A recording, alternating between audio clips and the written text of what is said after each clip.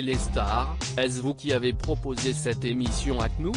Franck Ferrand, dans ma carrière de conteur, j'ai dû proposer 20 émissions à différents producteurs.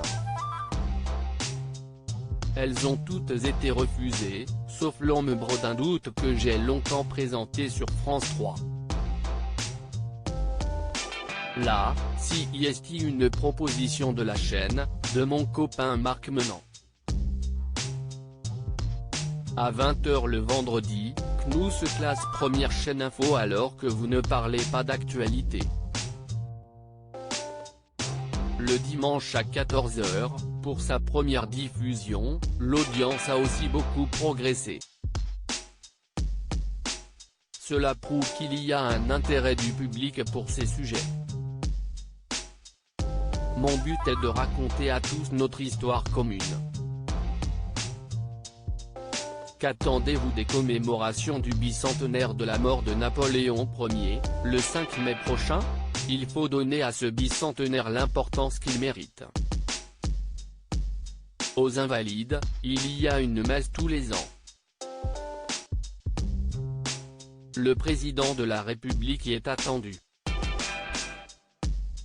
Napoléon a été le plus grand homme de son temps.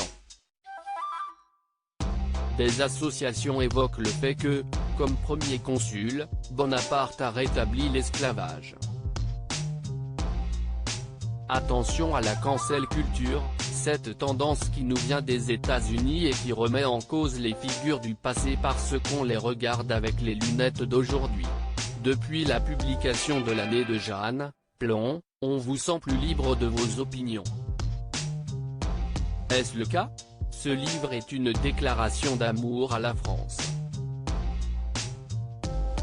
Sa promotion m'a conduit à aller dans des émissions où j'ai donné mon avis sur l'actualité.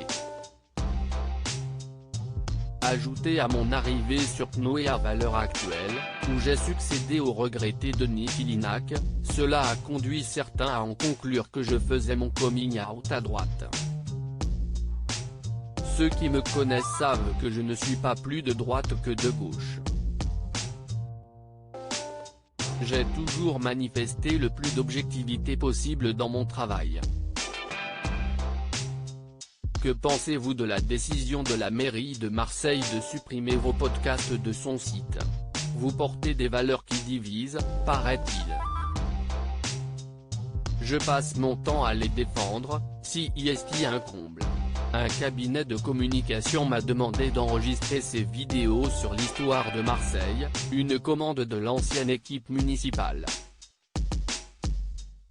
L'adjoint à la culture a décidé de les supprimer. J'ai reçu 70 coups de fil. Je suis ravi que tant de monde ait volé à mon secours.